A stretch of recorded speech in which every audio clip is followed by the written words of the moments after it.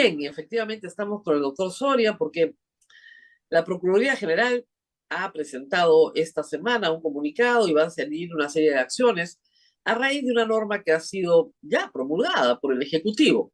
Una norma que hace una diferenciación importante en la forma en la que se eligen a los procuradores, que son los abogados del Estado peruano. Y esto lo expliqué ayer y anteayer y lo vuelvo a explicar. El señor Soria es abogado del Estado peruano.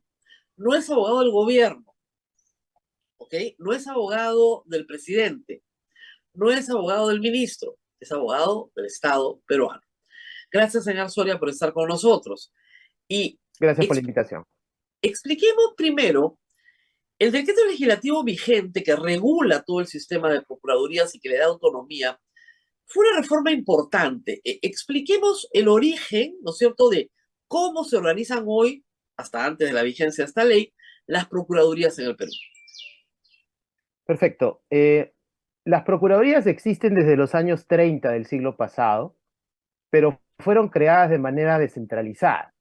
Primero se crearon un par de procuradores para todo el Poder Ejecutivo, luego eso fue creciendo y cada ministerio tenía su procurador, luego cada alcaldía su procurador, etc.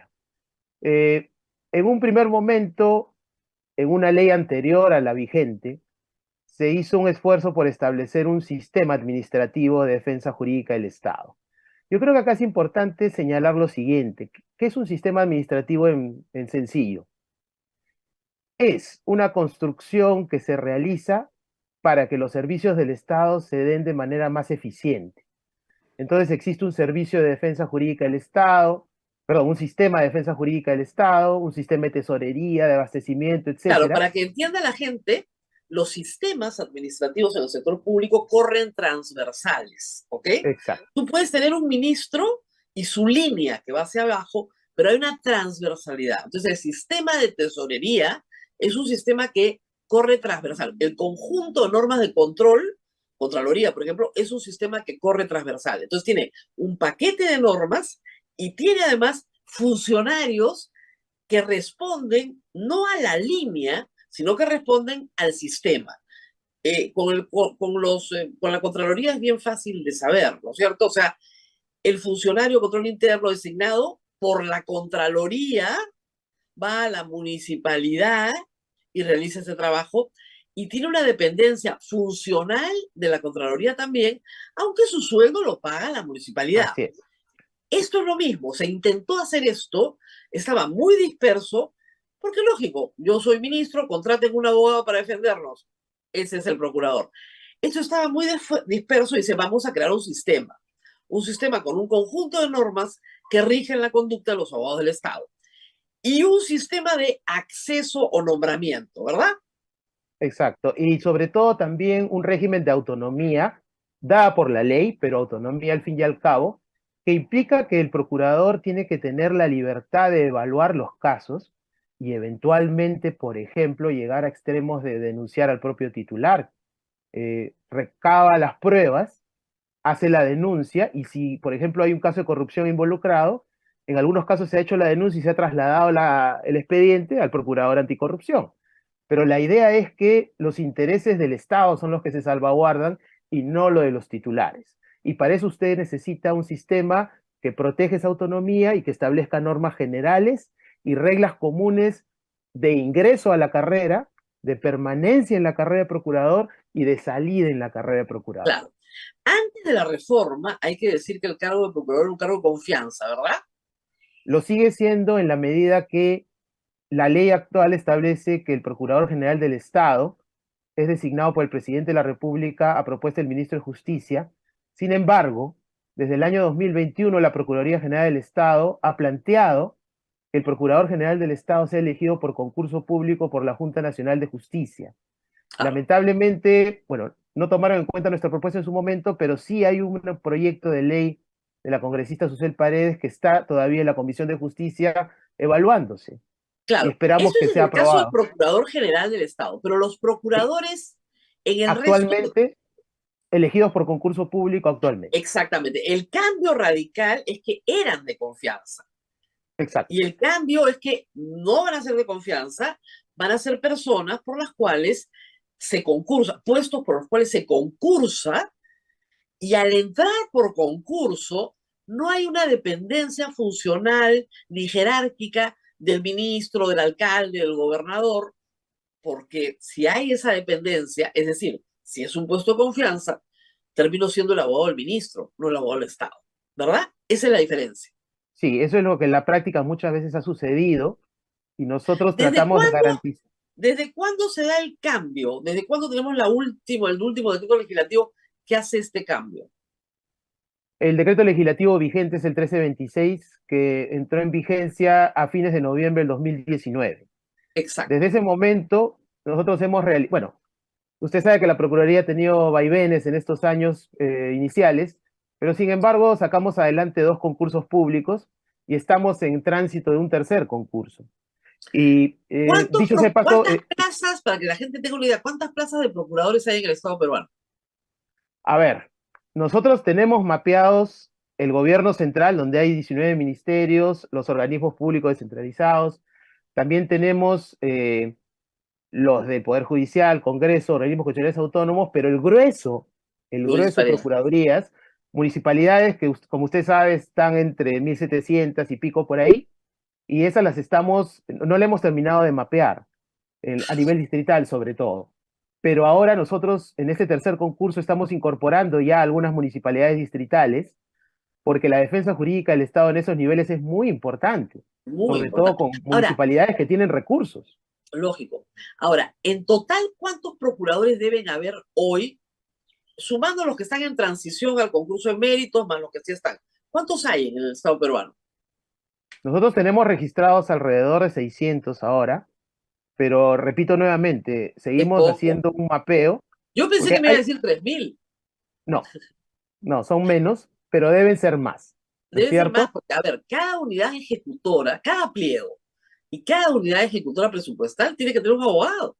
Exacto, y algunas entidades, algunas municipalidades sobre todo no tienen procurador, y entonces el alcalde, que es el representante legal de la municipalidad, delega la representación en algún abogado del municipio, ¿no? Así Lo es. correcto es que haya una procuraduría que se encargue específicamente de defender los intereses del Estado respecto a esa municipalidad. Ahora, a veces el cargo de procurador general, evidentemente, implica que hay un equipo detrás, ¿no? Si yo soy el procurador anticorrupción, es evidente que no trabajo solo, ¿no? El equipo detrás, ¿cómo se nombra? ¿Lo nombra el mismo procurador anticorrupción? En la actualidad, el equipo de abogados y abogadas en cada procuraduría es contratado por las reglas de contratación común de la entidad, Ok, ¿no? ok. Órdenes de servicio, contratos CAS, etcétera, ¿no? Pero el que sí asume la plaza de procurador en el concurso público, la asume bajo las reglas del concurso público. Así es. ¿Ustedes pueden decir que en este momento ya han cubierto las plazas por lo menos de los 19 ministerios? A ver, tenemos que distinguir entre plazas vacantes, donde hay que hacer concursos, y las plazas que ya están, eh, eh, que están siendo ejercidas Ocupadas. por procuradores que fueron designados antes de la 1326. En Ok, este segundo caso, en este segundo caso va a haber un proceso de evaluación que la ley exige, que lo vamos a hacer más o menos similar a los criterios del concurso público, una evaluación curricular, un examen de conocimientos, una entrevista. Y como consecuencia de la evaluación, los que la pasen continuarán en el cargo y los que no la pasen serán cesados, ¿no? ok. Entonces tenemos ahí un trabajo, digamos, en marcha.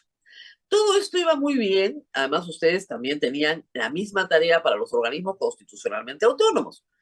Pero de repente el Congreso decide que los organismos constitucionalmente autónomos van a designar sus propios procuradores a dedo, sin concurso público. ¿Por qué esto es un retroceso y por qué está mal? O sea, ¿por qué regresar al sistema anterior es un problema? Porque el sistema actual, que es único, garantiza objetivamente un concurso similar para todas las plazas, porque la labor del procurador es más o menos la misma en todas las procuradurías. Bueno, hay procuradurías especializadas, pero son la excepción. Pero un procurador de una entidad usualmente ve temas laborales, ve temas pensionarios, ve temas de arbitrajes, etcétera. Hay un mismo perfil. y no hay ninguna razón objetiva para que hayan tantos concursos como entidades, ¿no? Claro. Y eso ha sido quitado de la competencia de la Procuraduría General con esta ley. Hay que decir también, para que se entienda bien, que a veces el Estado peruano necesita contratar abogados especializados. Entonces, el Ministerio de Economía y Finanzas, por ejemplo, para toda la defensa jurídica del Estado ante el CIADI y organismos de arbitraje internacional, tiene equipos especiales y hace concursos internacionales también. ¿Ustedes no participan en esos concursos o sí?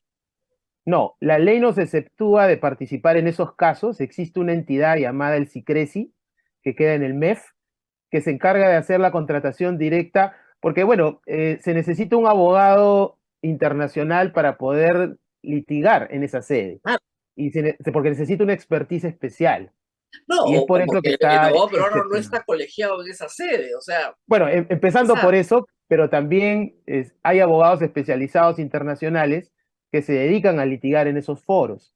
Y el ya. Ministerio de Economía y Finanzas, a través del SICRESI, evalúa las mejores opciones para la defensa del Estado peruano. Y hay que decir que lo ha hecho bastante bien. Y Sí, también en algunos casos la Cancillería peruana ha contratado abogados, el ejemplo clásico, la Corte Internacional de la Haya.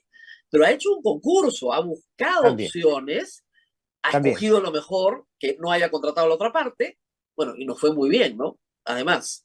Entonces, eso sí se Sí, puede hacer, nadie se opone a eso, ¿verdad? sí, Cancillería y el MEF han hecho una evaluación de varias propuestas. No se ha tratado de una elección directa a dedo, porque lo técnico es muy importante en estos foros internacionales. Es por eso de que, como usted bien dice, en el caso de CIADI, muchas causas han sido exitosas para el Estado peruano, por Muy ejemplo. exitosas. Muy O sea, exitosas. cuando el Estado pierde, es porque merece perder, porque ya no hay nada que hacer. Pero en general, la defensa jurídica del Estado peruano en el exterior ha sido muy exitosa, eso hay que decir. No tan exitosa necesariamente en el Perú. En el Perú se asocia la participación del procurador a la demanda por la reparación civil en los procesos penales. ¿Eso es todo lo que hace o hacen más? No. El ejemplo de los procesos laborales que le di es importante porque el Estado tiene que defenderse a veces de pretensiones que no tienen sentido, y eso implica mucho dinero que el Estado pierde. O sea, esto es importante porque estas recuperaciones, este dinero que no sale de las arcas públicas, es dinero que se tiene que utilizar para otros fines sociales, por ejemplo, porque somos un Estado con recursos escasos. Entonces, la labor de los procuradores y procuradoras en ese sentido es muy importante, ¿no? No, Y por eso, pensionario y laboral hay mucho, evidentemente hay mucho trabajador que quiere abusar y como el Estado se defiende mal y porque finalmente no es mi plata, entonces el juez me concede todo y nadie impugna y eso es una barbaridad, sí, efectivamente. exacto. Ahora, la idea era que tuvieran un plazo. Usted tiene, por ejemplo, en la ley 5 años de estabilidad para no estar sometido a los vaivenes de la política. ¿Qué pasa con los demás procuradores? ¿También tienen este plazo? Si los procuradores son designados por concurso público, también la ley establece evaluaciones de desempeño periódicas, y también Obviamente. existe un sistema disciplinario que se le puede aplicar a los procuradores y pueden ellos ser cesados de la función, ¿no? La idea es que un procurador no es que es nombrado por concurso y ahí terminó todo. Hay un Claro. sistema que constantemente lo va a evaluar, y hay motivos de salida de la función por cuestiones disciplinarias o por cuestiones de desempeño. Ahora, ese Pero es un sistema que nosotros estamos construyendo en yo la lo sé, actualidad. pero digamos, el plazo es perpetuo, 5 años. La norma actual, lamentablemente, sobre todo el reglamento, Mm, tiene algunas deficiencias sobre el tema. Nosotros hemos planteado algunas reformas al Ministerio de Justicia. ¿Para qué? Por ejemplo, para que se hagan evaluaciones permanentes cada cierto número de años. La propuesta que tenemos es cada 4 años, ¿no? ok. Si O sea, como consecuencia de si yo esas evaluaciones alcanzo una plaza, o sea, si yo alcanzo una plaza por concurso público, la plaza es perpetua, salvo, me, me quedo en tanto tenga buen desempeño y no exactamente, tenga falta disciplinaria. ok. No Esa es es la el propuesta caso, de la Procuraduría. ok, pero no es el caso del procurador general. No, el Procurador General está en el cargo durante 5 años, Perfecto. puede ser removido por falta grave, ciertamente, pero una vez acabado el periodo, de acuerdo a la norma actual, nuevamente el Poder Ejecutivo, la Presidenta de la República, el Presidente de la República, lo puede designar a propuesta del Ministro de Justicia.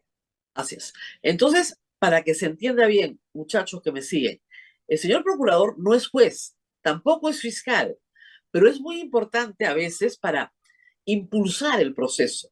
Si el procurador es proactivo y le dice al juez, oiga, mi reparación civil, oiga, están litigando contra el Estado, contra mí, y yo defiendo al Estado, y estas son mis acciones, entonces eso implica una participación muy activa e importante. Ahora, regresemos a los riesgos. ¿Cuál es el riesgo en el proyecto aprobado por el Congreso, promulgado por el Ejecutivo, donde el Congreso dice, no, no, perdón, mi procurador lo nombro yo a dedo y lo remuevo a dedo cuando me da la gana? ¿Cuál es el riesgo? A ver, bueno, la ley en realidad habla de que cada entidad va a hacer un concurso, pero igual no es un concurso con las garantías objetivas que tenemos nosotros, diría yo.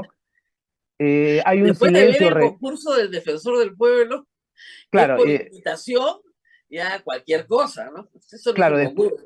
exacto. Después la ley guarda silencio sobre los motivos de salida del procurador. Pareciera Ah, que el procurador podría ser cesado directamente.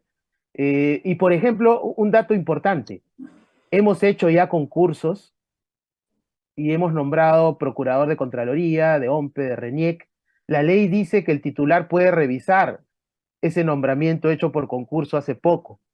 Entonces, ahí hay, parece una ley, parece una ley con nombre propio, ¿no? eh, yo diría más bien que en general esta ley debilita el sistema, ¿no? Más allá No, no, de, yo lo sé, pero digamos, si ustedes ya hicieron algunos concursos de organismos públicos constitucionalmente autónomos, parece ser que hay alguien que quiere sacar al procurador que le tocó. habría que ver qué pasa en las Habría que semanas ver. siguientes, ¿no? Pero Habría... sería lamentable porque este concurso ha sido dado con reglas objetivas, anticipadas, digamos, ha sido transparente, y sería lamentable que lo resuelto en ese concurso sea deshecho por una decisión directa de Ah, un titular. ahora, regresemos a un evento anterior que nos da cuenta de la autonomía de la Procuraduría.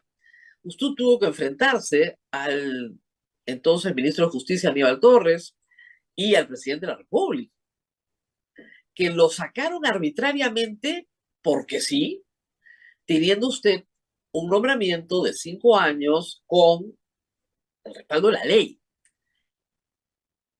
Cuéntenos un poco de ese incidente que creo que puede ser ejemplificador para el público de lo que pasa cuando sí tienes autonomía en la función. A ver, cuéntenos un poco cómo fue todo ese incidente y cómo regresó, ¿no? Bueno, a pesar de que el presidente designa al procurador, el procurador tiene que tener, bueno, lo que en la doctrina constitucional se ha conocido como un deber de ingratitud, Así ¿no? es. Entonces, ¿qué sucede? Investigamos los elementos del caso del Puente Tarata y en diciembre del 2021 consideramos que habían elementos para denunciar y denunciamos directamente al presidente Castillo. Eso fue a Y a mediados de otros, diciembre. y a otros involucrados también, otros Otros ministros. involucrados que están bajo la competencia de la Procuraduría Anticorrupción porque no son altos funcionarios, ¿no? La Procuraduría General denuncia altos funcionarios. No, pero digamos, había presidente, ministros, Ah, que sí correcto, son también altos actores, funcionarios ministros. y los demás. Así, pero Entonces, ministros sí le sí, corresponde, claro. no, por eso también le corresponde. Entonces, ¿qué sucedió? Inmediatamente a fines de diciembre e inicios de enero, el doctor, bueno, el entonces ministro de Justicia, Aníbal Torres, señaló de que yo no cumplía con uno de los requisitos para el cargo, Ah, después de sí. casi 2 años de estar en el cargo, y dijo de que iba a revisar entonces mi designación, incluso mandó a hacer informes a su oficina de asesoría jurídica, etcétera, pero el 1 de febrero, en una edición extraordinaria del Peruano, se establece mi cese, pero los considerandos del cese, no hay ningún considerando que diga de que yo no cumplo el requisito. ¿Qué es lo Claro. que aplican?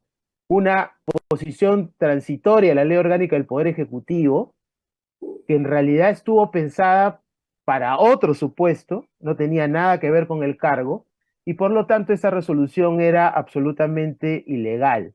Así es. Nosotros presentamos una demanda de amparo que le hemos ganado en primera instancia y el juez dispuso su ejecución inmediata y es por eso que yo he regresado al cargo el día 21 de octubre del año pasado hasta la fecha. Claro, ahora, para que se entienda bien, el procurador fue nombrado antes de que Pedro Castillo fuera presidente por un lapso de 5 años. Eso le va a pasar a todos los presidentes. Es decir, no necesariamente el procurador general es nombrado por el presidente en ejercicio. Y tiene que convivir con eso porque esa es la racionalidad de la reforma. Es igual, el contralor puede haber sido nombrado en tu mandato o no. Y además, con la cantidad de mandatos que hemos tenido en los últimos años, lo más probable es que estos funcionarios no sean nombrados en el mandato del presidente que está en ejercicio, porque cambiamos de presidente todos los años. Entonces, tienen que aceptar una situación que está dada en esos términos en el mejor interés del Estado peruano. Ahora, le podrían decir doctor, pero acá todo es político, ¿no? Y probablemente usted era un enemigo jurado de Castillo y de Aníbal Torres. Entonces, su función no es hacer política. ¿Qué responde a esa crítica? La respuesta es la siguiente. La Procuraduría es una entidad técnico-jurídica. La evaluación es una evaluación sobre hechos y subsumirlos en presuntos delitos penales. Si la conclusión es de que sí hay elementos, hay una obligación profesional de hacer una denuncia. Claro, esto cae en el espacio de la política, pero a mí me corresponde denunciar, presentar elementos de convicción, el Ministerio Público investigará, eventualmente acusará, pero cada uno en su rol, ¿no es cierto? Claro. Y nosotros, la Procuraduría no es un elemento, bueno, de lo que se ha venido a llamar ahora el lawfare, ¿no es cierto? Un elemento de guerra jurídica. Nosotros somos eminentemente un organismo técnico jurídico. Si esto rebota en el espacio de la política, puede ser algo inevitable, pero es parte de nuestro deber como Procuraduría. Usted tiene la obligación de denunciar, es decir, puede ser procesado por omisión de denuncia, Sí, por supuesto, por supuesto. por lo tanto Por no e- puede dejar de denunciar. no, no se puede dejar de denunciar. Y bueno, si una persona tiene demasiado resquemores sobre esto, tendría que renunciar al cargo, ¿no? Pero si Claro, uno está en el cargo, tiene que cumplir la función. ok.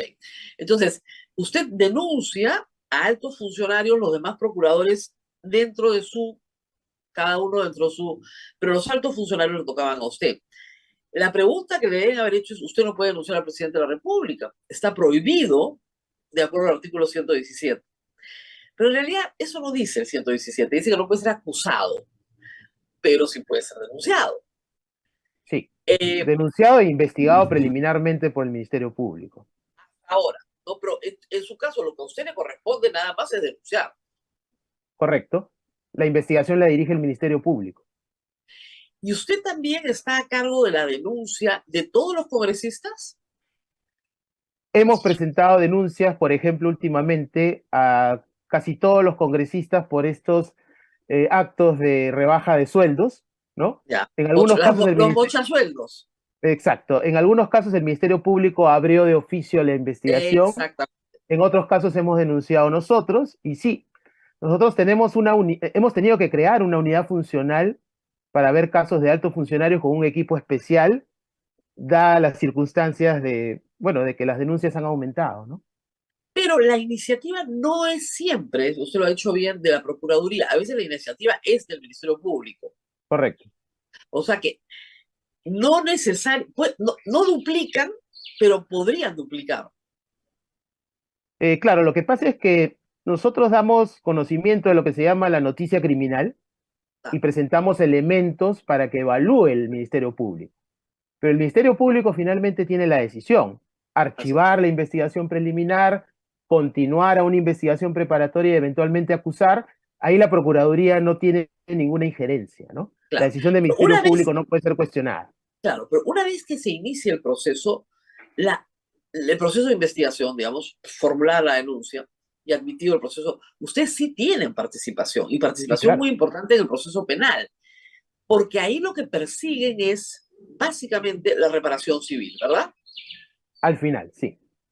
Al final, pero en el proceso, ¿qué tipo de actividad realiza en A defensa de ver, los intereses del Estado? nosotros podemos participar ofreciendo elementos de convicción de que el delito se ha cometido, participando, por ejemplo, en las declaraciones testimoniales o indagatorias de los investigados y preguntando, Ahí y vamos a ir. luego, en un momento posterior, nosotros nos constituimos en lo que se llama ser parte civil, actor civil, para lo que usted decía inicialmente, pedir una reparación. ¿Por qué? No solamente queremos que haya una condena, queremos que ese dinero del Estado que ha sido afectado regrese y que además hay una reparación por el daño. Y de eso Claro, se encargan los procuradores también, precisamente. claro. Y en el tema de los bienes incautados, ¿cuál es la participación de ustedes? Bueno, puede haber un momento de incautación, pero por ejemplo ahora nosotros a partir de este año hemos creado una nueva procuraduría especializada en extinción de dominio. La Exacto. extinción de dominio es un proceso especial, distinto al penal, donde uno va contra los bienes y no contra las personas que cometieron el delito. Y esto es muy importante Muy porque importante. usted sabrá de que a una persona la pueden meter a la cárcel, pero puede seguir operando lamentablemente desde la cárcel, pero cuando le meten la mano al bolsillo y le quitan sus bienes, sí hay un golpe grave. Nuestra Procuraduría de Extinción de Dominio está ahora bastante activa en temas de minería No, ilegal, y sal los jueces, ilegal, etcétera. y los jueces de extinción de dominio ya fueron creados, ya existen, ya están trabajando. Y algo más, Rosa María, el sistema, o sea, jueces de extinción de dominio, fiscal de extinción de dominio, y ahora la Procuraduría de Extinción de Dominio, está haciendo un modelo positivo hacia afuera del país. Está Claro, trabajando bien. Y esto es muy importante para nosotros porque nosotros estamos ahora ya formando parte de ese sistema, ¿no? así es. Y que sus cuentas las comenzarán a rendir pronto de cuánto han Exacto. recabado para el Estado peruano justamente en la persecución de los bienes, que además, para que se entienda, tú puedes morirte, pero igual van a perseguir tus bienes. Puedes estar Sí, vivo, puedes... eso es correcto. La persecución es contra bienes de origen ilícito, ¿no es Así es. cierto? Lo bueno que hay que probar es el origen ilícito, pero una vez que se pruebe el origen ilícito, adelante. Pues han querido ver un problema, digamos, político, porque la presidenta de la República promulga la ley que recorta las funciones del Procurador General al día siguiente de un interrogatorio en el cual no aceptó preguntas de la Procuraduría. Pero vamos a hablar primero de qué pasó en esa diligencia, doctor. ¿Quiénes asistieron por parte de la Procuraduría a esta diligencia? A ver, se decidió que vayan aquellas personas con mayor experiencia en la materia procesal penal y sobre todo en los interrogatorios. Fue el doctor Omar Rojas, que es el coordinador de la Unidad Funcional de Altos Funcionarios, y una especialista top, Lilia del Río. Estuvieron por la Procuraduría y participaron junto con, bueno, la presidenta y su abogado, el doctor Joseph Campos, y dos abogados de las víctimas. Así Y es. la Ahora, diligencia fue dirigida por la fiscal de la Nación.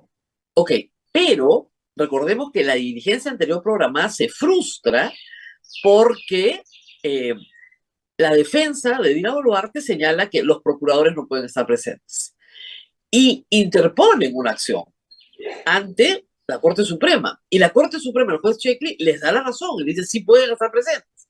Y sobre esa resolución ha apelado el doctor Campos, la defensa de Dina Boluarte, pero sí podían estar presentes. ¿Por qué alegan ustedes que sí pueden hacer preguntas en esa etapa de investigación? A ver, los procuradores somos abogados del Estado y, bueno, de los tres delitos de este caso, nosotros en realidad estamos por el tema de genocidio y la víctima, entre comillas, es la sociedad y el Estado. Por eso es que Claro, nosotros estamos como abogados de esa víctima. Y los abogados de los agraviados, en este caso, de acuerdo a nuestra interpretación del Código Procesal Penal y sobre todo de su título preliminar, podemos participar en todas las diligencias, incluyendo estas declaraciones indagatorias. El abogado de la presidenta sostuvo la tesis de que no teníamos esa posibilidad citando un artículo concreto del código, pero cuando presentamos nuestra tutela de derechos, el juez de investigación preparatoria nos da la razón haciendo esta interpretación sistemática del Código Procesal Penal. Y es por eso que en la diligencia que se realizó, el Ministerio Público ratificó que teníamos el derecho a preguntar y así sucedió. Claro, y la señora guardó silencio, Sí, que es su derecho también. es un derecho de todo investigado y ese derecho no tiene por qué justificarse y en ese caso lo que hace el fiscal es, bueno, no continuar con la diligencia porque no tiene sentido, ¿no? Claro, toma nota, no va a contestar, Lo no deja en voy a acta. contestar. Lo deja en actas, consta en actas que no va a contestar ninguna pregunta del procurador ni ninguna denuncia de ninguna de la parte civil de los agraviados. Sin embargo, yo decía, el abogado José Campos es un buen abogado, pero es un mal político, porque contradijo todo lo que había ofrecido. ¿Hubo algún tipo de presión adicional para que no estuvieran presentes en esta diligencia? Básicamente fue el debate jurídico de si éramos competentes o no, Claro, pero pero es impresionante. fue resuelto por el propio Ministerio Público en la sesión, en la Claro, diligencia, porque se nos permitió preguntar. En el acta nos preguntan, sí, ¿desean interrogar? Y nosotros decimos, sí deseamos interrogar. Eso está en claro. acta, ¿no? Pero se acogió al derecho al silencio la señora presidenta y por lo tanto ya no se pudo realizar el interrogatorio. ¿Usted cree que esta situación haya provocado la ira de la presidenta para que promulgara y no observara la ley al día siguiente? Porque el Ministerio de Justicia se había mostrado en contra del proyecto de ley. Bueno, efectivamente, las opiniones técnicas del Ministerio de Justicia fueron a favor de la observación y eso, bueno, nos lleva a afirmar de que, claro, ha habido en la observación más argumentos, no argumentos técnicos jurídicos, sino de otra naturaleza, Político, pero probablemente. como usted sabe, y como usted sabe, Rosa María, la Constitución le da esa prerrogativa al presidente o presidenta de la República y no tiene necesariamente que guiarse de dictámenes de Claro, profesionales pero técnicos. es raro, ¿no? Si tu ministro de Justicia te dice, mira, esta norma tiene problemas, no es conveniente, no responde. Ya tuvimos un incidente que dura 10 meses en que el procurador necesitó un amparo para poder regresar.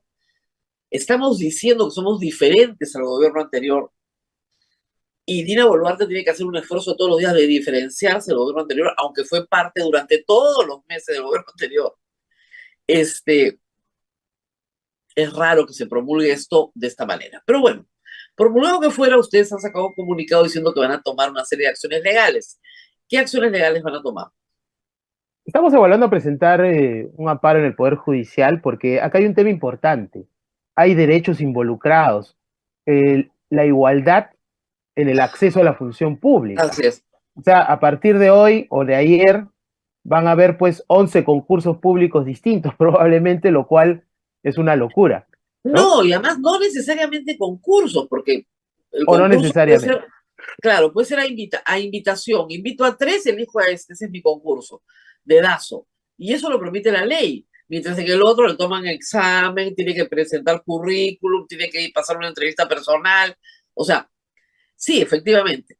Entonces, esto podría ser objeto de un amparo de igualdad ante la ley. Se ha cerrado el micro, doctor, no lo estamos escuchando. No, Tenemos algo, problemas con el audio. Sí, ¿no? doctor, su audio. Es raro porque aparece el micro como si estuviese abierto, pero no escucho nada. Sí, Hola, Comenzamos. ahí está. Ahí Ahora ahora está. sí, sí, ya ahora Sí. regresé. sí. Dios mío, la maldición nos cayó.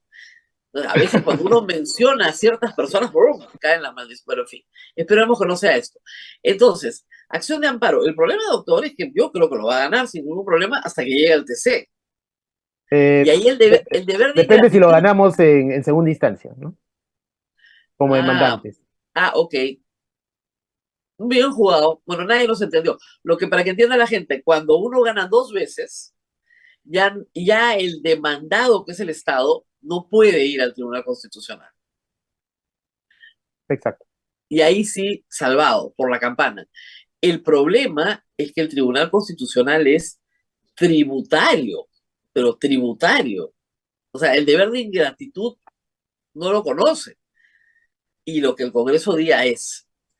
Y es raro, le voy a decir, aunque no del todo, que el Congreso no perciba que hay un manifiesto conflicto de interés en su norma. Porque efectivamente están hablando del procurador del Congreso, que es el que tiene que acusar a los o denunciar a los congresistas, ¿no? Bueno, el conflicto de interés no lo vio nadie, ¿no? Sí, efectivamente, ¿no? Bueno, hay otro tema más. La ley señala que el Poder Ejecutivo tiene que adecuar reglamentariamente esta nueva ley, y nosotros estamos esperando que el Poder Ejecutivo pueda, el Ministerio de Justicia concretamente, puede evaluar si hay algunas funciones del sistema que podrían todavía ser mantenidas. Por ejemplo, como ente rector emitimos normas generales para todas las procuradurías. Por ejemplo, normas generales para conclusión anticipada de procesos. Claro. ¿No? Es importante que todos los procuradores estén en sintonía y hagan lo mismo. Y sería una pena que también esto llegue a la conclusión de que no se puede hacer. O tenemos un área de capacitación muy importante, que queremos que los procuradores se capaciten. No, o en un área civil tienen que haber normas para transacción, por ejemplo. Exacto. El Estado nunca transa, lo cual es un error garrafal.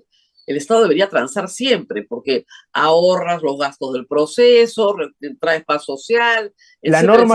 Nuestra norma vigente, a diferencia del pasado, permite ahora a los procuradores poder hacer un análisis costo-beneficio y no continuar con el proceso hasta el final. Pero imagínense usted si la conclusión es, ya no se aplica esa norma. Entonces se le dice a todos los procuradores que ya están fuera del sistema, apelen hasta el final, no importa lo que pase.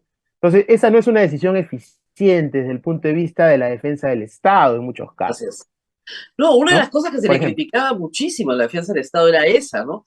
De la perpetuidad de los procesos, que el Estado iba a perder de todas maneras y que a veces eran por montos mínimos, pero mínimos, estábamos hablando de montos menores de 1.000 soles y el proceso duraba 25 años. Entonces, esto era absurdo de seguir y se le decía al Estado peruano, finalmente cierren esos procesos, cierren esos procesos, saquen esa carga procesal que es absurda y limpien el escritorio, digamos. Como usted recordará que pasó en el caso del amparo de la señora Ana Estrada, los procuradores de justicia y de salud decidieron no apelar la sentencia. Claro. Entonces solamente subió en consulta a la Corte Suprema y ahí terminó todo. Claro, que esa es exactamente, una decisión, pero que tiene que tener el procurador la suficiente autonomía para poderla tomar y no ser perseguido por esa decisión. Ese es el tema. Exacto. Siempre ha habido miedo de los procuradores de, si no apelo, me abren un procedimiento disciplinario. Entonces, mejor, para no hacerme problemas, apelo. Pero esa no es la actitud correcta para defender al Estado. Así es. Tiene que haber una evaluación, si vale la pena apelar o no. La voy a perder de todas maneras. Estoy alargando. Los intereses me van a comer vivo. O sea, prefiero mejor transo ahora a esperar 5 años y a que los intereses sean una bola de nieve, porque también lo son para el Estado, ojo. Los intereses son un gran dolor de cabeza para el Estado, ni se imagina. Son tanto o más que el principal a veces. Claro, porque por esta política del Estado de no resolver. Entonces, al final, tú dices, la bola de nieve, sobre todo en procesos laborales, ¿no? Mejor de ninguna manera transo ahora, el trabajador está de acuerdo, salimos. Pero eso implica tener discrecionalidad. Y a veces esa discrecionalidad sí pues es un peligro. Ese es el problema. Y el procurador no quiere que por esa discrecionalidad se le juzgue. Entonces, la defensa del Estado a veces se entrampa en esas disyuntivas, ¿no? Por eso el ente rector tiene que emitir directivas generales. Eso es importantísimo. Claro, pero no pueden haber un grupo de procuradores que estén ya fuera de estas directivas generales, como pareciera ser ahora el caso. Pareciera, porque ni siquiera estamos muy seguros.